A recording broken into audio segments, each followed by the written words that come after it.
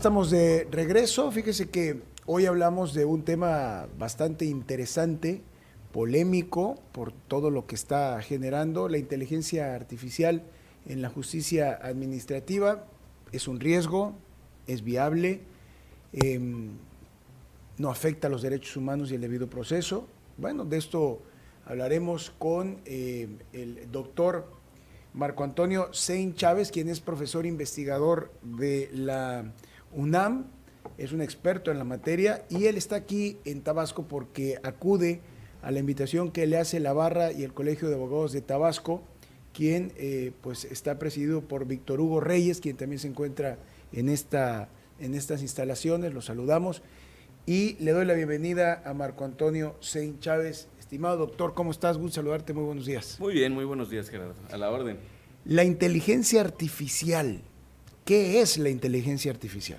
Pues la inteligencia artificial son sistemas básicamente informáticos que a través de los cuales se ha tratado de simular algunas de las actividades humanas, como pueden ser algo muy parecido al pensamiento y el aprendizaje y muchas otras cosas, a través de las cuales puede haber cierta colaboración y algunas voces señalan una sustitución del ser humano por parte de estos sistemas informáticos, sobre todo para la toma de decisiones. Ahora la pregunta también es, Sí. ¿qué es la inteligencia artificial aplicada al ámbito de la justicia administrativa? Pues se trata, la inteligencia artificial, como lo hemos escuchado, lo hemos leído, ha llegado de manera disruptiva a diversas partes de la vida humana, y una de ellas sin duda es el derecho. Y a partir de la llegada de estas tecnologías al derecho, se ha estado ya utilizando y se empieza a utilizar cada vez más. Y el caso de la impartición de justicia no es una excepción, y por supuesto tampoco lo es ya específicamente la justicia administrativa. Para beneficio de todas y de todos en nuestra audiencia, debemos decir que la impartición de justicia administrativa es aquella en donde una de las partes es la administración pública, y eso hace que muchas veces se piense, y a veces también con razón, que el particular que está demandando normalmente a la administración pública lleva cierta desventaja, pues la administración pública es parte del gobierno, un tribunal de justicia administrativa es parte del gobierno, aunque pueden estar en distintos poderes o el tribunal puede ser autónomo, pues de alguna manera lleva alguna ventaja a la administración pública por lo que llamamos en el derecho, régimen exorbitante del derecho privado, y por supuesto la utilización de una tecnología de este tipo, de llegar a implementarse en la justicia administrativa, como ya se empieza a hacer, por ejemplo, para la organización de expedientes, pues tendría que ser perfectamente transparente y trazable para que esta posible ventaja que pudiera haber indebida para una de las partes, que en este caso sería la administración pública, pues no lo fuera, y entonces hubiera una mucho mejor terreno parejo para las partes que están en el conflicto, ¿no? Cuando hablamos de justicia administrativa, ¿en qué partes podría aplicarse la inteligencia artificial? ¿En la resolución de expedientes, atención ciudadana? No lo sé. Para un tema, por ejemplo, de predictibilidad, en donde podamos desde la abogacía saber cómo ese tribunal históricamente ha resuelto, en qué sentido y cuáles son las pruebas, por ejemplo, que toman más en cuenta. Eso nos puede ayudar para darnos cierta guía para saber, bueno, este tribunal ha sido más garantista que este otro, entonces aquí tengo que aportar más pruebas demostrando cómo se está violando tal derecho humano, el derecho humano a la buena administración, por ejemplo, y entonces a partir de ahí podemos empezar a saber en qué sentido podría ir y cómo tendríamos que hacer nuestra estrategia legal.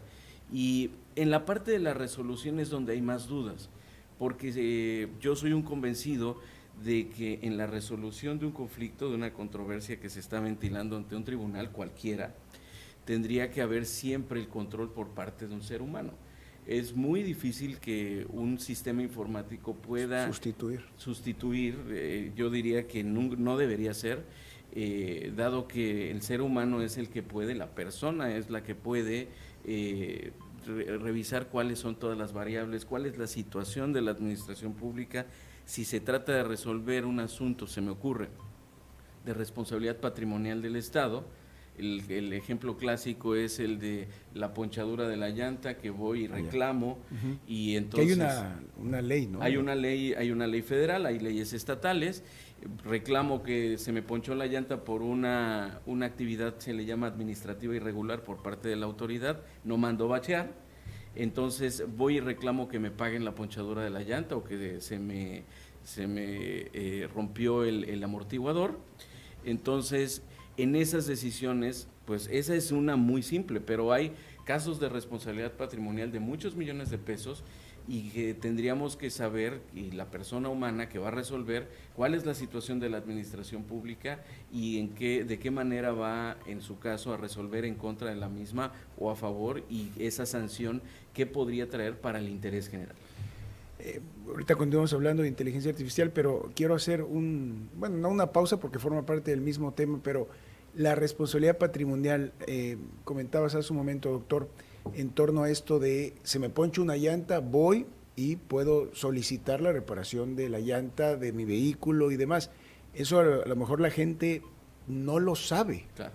Y es importante decirlo, sí se aplica, sí procede y sí existe una ley en ese sentido. Claro que sí, existe una ley federal cuando se trata de autoridades federales. El caso de una ponchadura de una llanta normalmente, o en todos los casos, son autoridades locales. Hay leyes en las entidades federativas. Yo soy tabasqueño, pero claro, vivo allá en la Ciudad de México, y les puedo decir que es algo que es común de utilizarse. Hay que invertir cierta cantidad de tiempo y esfuerzo en ir a reclamar y en tomarle la foto al bache en el que me caí y todo esto, pero sí lo resuelven y sí sucede. O sea, ¿sí le pagan a uno? Claro. ¿Sí lo indemnizan? Sí, claro. Y hay varios casos que así ha procedido. Muchos casos. Incluso les puedo decir que en algunos estados hemos detectado que se ha incurrido en un exceso en esto y ya ha derivado en otra cosa, pero lo cierto es que sí tenemos los instrumentos para poder ir, están establecidos los mecanismos, y entonces, como particulares que estamos sufriendo por la negligencia de una autoridad, podemos reclamar sobre esa negligencia si estamos sufriendo un daño, nos dice la ley, que no estamos obligados a soportar. Dentro de la experiencia, ¿qué estados ya tienen esta legislación? La Ciudad de México, está Jalisco, todos los estados ya tienen una, ¿sí? ¿Tabasco también? Sí, y aquí lo que sucede es que a veces no se conoce que existe. Pero es importante decirlo, en Tabasco ya existe leyes, eso. Sí, leyes de responsabilidad patrimonial del Estado se llaman, y entonces esta figura y los mecanismos para hacerla valer, pues son muy importantes. Y relacionándolo con la inteligencia artificial, a veces tal vez la inteligencia artificial no sabe cuál sería el impacto que pudiera tener para las finanzas públicas una resolución de este tipo. En el caso de una llanta seguramente es algo menor, pero hay resoluciones de montos muy, muy altos que habría que analizar y que solo una persona humana podría hacerlo, en mi opinión. Y antes de continuar platicando el tema de inteligencia artificial, yo te comentaba sobre el tema de la ley de responsabilidad patrimonial en Tabasco y en los municipios. En Tabasco sí está vigente, se publicó en el periódico oficial el 8 de abril del 2023, y la responsabilidad patrimonial, pues entre otras cosas, ¿cómo la podremos entender? Pues es la responsabilidad patrimonial, nos señala la teoría, es la responsabilidad objetiva y directa que tiene el Estado, y que yo les diría el gobierno, en toda aquella actividad administrativa irregular, es decir, todas aquellas cosas que hace mal, digamos, para un poco llevarlo a otro plano, y que nosotros como particulares, como gobernados, no tenemos la obligación de soportar. Si la autoridad, volviendo al ejemplo, no manda a tapar los baches, tú y yo no tenemos la obligación de pagar el daño que pudiera sufrir nuestro vehículo, nuestra llanta, y entonces podemos reclamarle una indemnización al Estado, particularmente al gobierno, para que nos pague aquello que no debimos sufrir porque fue negligencia de ellos y no nuestra. Pasos a seguir. Pasos a seguir, pues vamos, y dependiendo la ley específica. En el caso del estado de Tabasco, se me poncha una llanta. Se me poncha una llanta, lo que normalmente se hace, me paro, le tomo una foto a la llanta o al daño que tenga mi vehículo, le tomo una foto al bache que generó ese daño y esa va a ser mi prueba para llegar y reclamar, es una reclamación ante la autoridad administrativa, en este caso sería la Secretaría probablemente de Obras o en el caso de los municipios la dirección específica y entonces decirles, yo como haciendo valer la ley de responsabilidad patrimonial del Estado de Tabasco y sus municipios, así se intitula la norma de abril de 2023, te traigo las pruebas de que el bache que estaba en la calle generó que se me ponchara la llanta y por lo tanto te estoy reclamando una indemnización para poder ya sea reparar la llanta o ya sea restituirla. Ahí se deja el oficio. Ahí se deja. ¿Y tienen la obligación de responder en un término de 3 meses? En un término, lo normal, que son los 3 meses, normalmente en las leyes.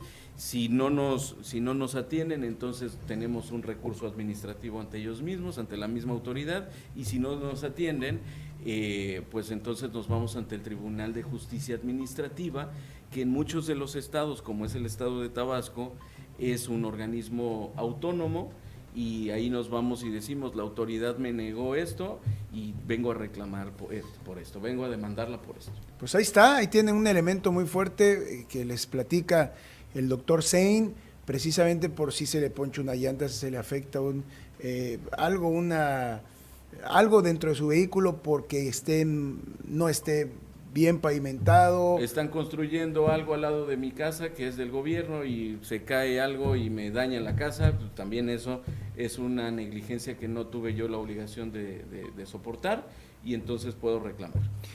Tomen nota y pues ténganlo porque finalmente para eso está la ley de responsabilidad patrimonial, claro, para que usted pues se defienda ante una cuestión que le pueda generar afectación. Ese es el tema de responsabilidad patrimonial. Inteligencia artificial. Señalan que a través de la inteligencia artificial se van a reducir, desde luego, los rezagos que existen en materia judicial en el país, pero ¿esto qué? ¿Va a generar más agilización de la justicia administrativa?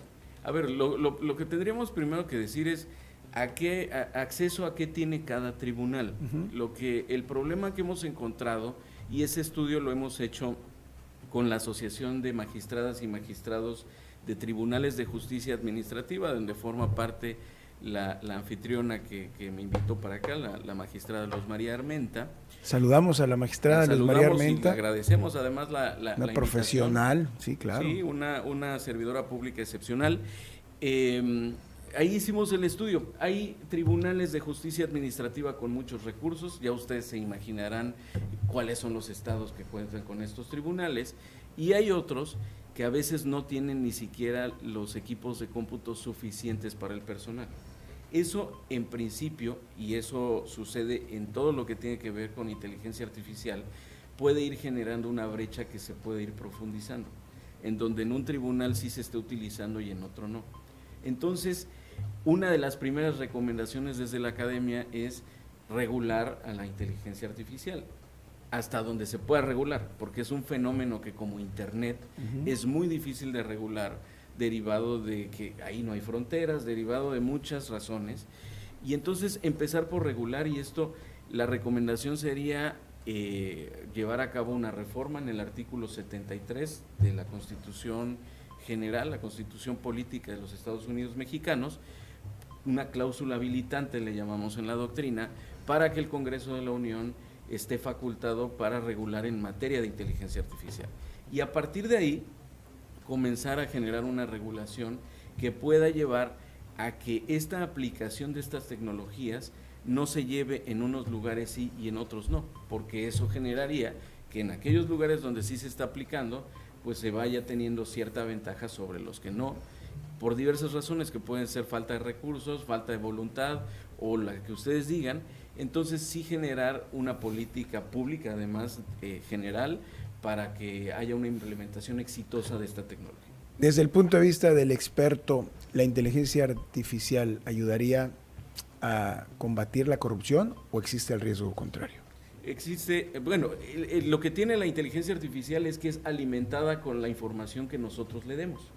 Si le damos mala calidad de información, entonces probablemente lo que procese y lo que haga va a estar incorrecto. Ahí tienen ustedes lo que hoy sucede con las alucinaciones, se les llama técnicamente así.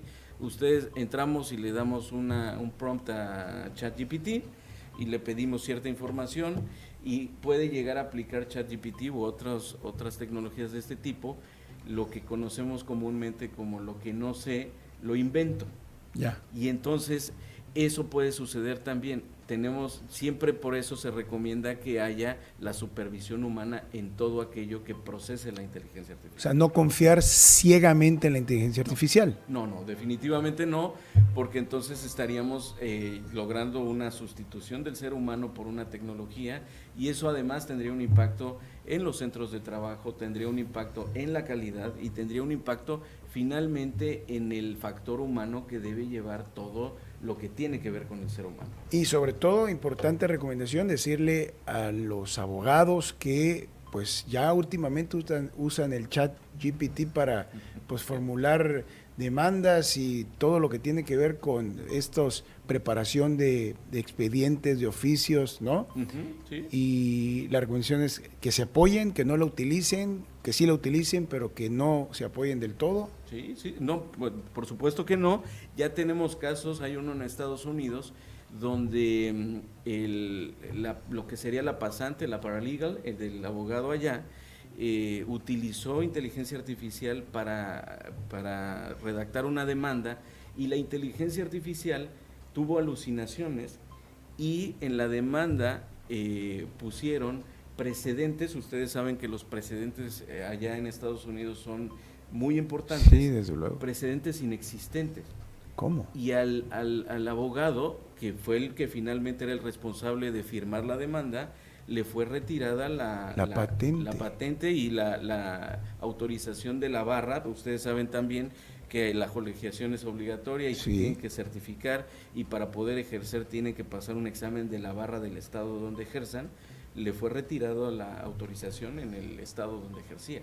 Por no fijarse en estos antecedentes, sino o la facilidad de las cosas. La facilidad, lo vio fácil. Sí, claro. Nada más que la inteligencia artificial citó algunas cuestiones que no existían, y entonces le retiran la autorización al abogado de poder ejercer. ¡Qué bárbaro! Bueno, y empieza a haber, para preocupación de amigos como Gerardo, también la propuesta de que en el notariado empiece a haber una sustitución por parte de la inteligencia artificial. La ventaja que le ven en el notariado es que todo lo que hace la inteligencia artificial puede ser perfectamente trazable. Y tú sabes que la historia que lleva, y lo estoy hablando en términos muy coloquiales, la historia que lleva un inmueble en todas las transmisiones que va teniendo, a veces puede tener problemas. Y entonces dicen, la inteligencia artificial puede hacer una historia muy exacta de lo que ha sucedido con ese bien inmueble, y entonces todo lo que suceda ahí puede ser perfectamente trazable y no prestarse a ciertas prácticas. Antes de ir a la pausa, con respecto a lo que dice nuestro amigo Marco Antonio Sein, mejor acudan al registro público, soliciten la historia registral, sí, y olvídense del chat GPT, y mejor hay que aplicarse, porque yo debo decirlo, tenemos un notariado tabasqueño muy capacitado, que constantemente se está capacitando, así que pues esos temas, la verdad, no tenemos detalle con ello, y más con la reforma que se acaba de aprobar. Y que están a la vanguardia ustedes. Sin duda, sí, sin duda. Gracias, desde luego, a esta reforma. Doctor, ¿qué pasa si la inteligencia artificial emite una información equivocada y afecta a una persona? ¿Quién es el responsable? ¿El programador, el juez, el Estado, la institución? Esa es una de las grandes dudas que hay, y es por lo que urge tener una regulación. Hoy tenemos en el mundo tres grandes modelos de regulación. Tenemos el modelo chino, en donde hay un control estatal muy fuerte. Tenemos el modelo europeo, que es un modelo que se le llama basado en riesgos, en donde si tiene de tal grado a tal grado de riesgo, es admisible que uses en esto la inteligencia artificial. Si tiene de tal a tal, utilízala, pero con ciertas medidas. Y si es inadmisible el riesgo, entonces está prohibido que lo utilices. En donde ya se le está dando mucha más libertad es en el modelo estadounidense, que fue basado en 2 órdenes ejecutivas. Una orden ejecutiva, y digo orden ejecutiva porque no hay leyes tampoco, hay leyes estatales, pero no hay una ley general en Estados Unidos. Una orden ejecutiva del presidente Joseph Biden, y luego viene una orden ejecutiva en el segundo periodo del presidente Donald Trump al frente de Estados Unidos, en donde ya se le da una libertad sin precedentes a las desarrolladoras de estas tecnologías para que hagan prácticamente lo que quieran. Entonces, uno de los debates en el mundo es por cuál de los modelos tenemos que irnos, por el chino, que hay más control del Estado, por el europeo que se fija en los riesgos, o por el estadounidense que busca promover la innovación. Y a partir de ahí es donde tendríamos ya una regulación suficiente para saber, contestando la pregunta, a quién haríamos responsable, a quien desarrolló la tecnología, a quien la hizo llegar, esa es otra parte en el eslabón, otro eslabón en la cadena, o a quien la utiliza, o al gobierno que la autorizó. Todavía no lo sabemos. De plano. De plano. ¿Esto no pone en riesgo a las personas? Por supuesto que sí. ¿Qué pasaría si no existe una adecuada regulación en la legislación? ¿Qué afectaría el debido proceso, la privacidad, la protección de datos? Pues muchísimas cosas. Yo te puedo decir que los que acabas de mencionar, el derecho a la protección de los datos, el derecho de acceso a la información también el debido proceso, también el acceso a la justicia. Te puedo hablar de muchos derechos que pueden ser conculcados por la utilización de una tecnología si la utilizamos, y una de este tipo, si la utilizamos sin ningún tipo de reserva. Y si lo hacemos además sin la supervisión humana permanente de lo que esté haciendo. ¿Cómo se encuentra México en este momento, en este proceso de seguir adecuando la legislación? No tenemos un antecedente.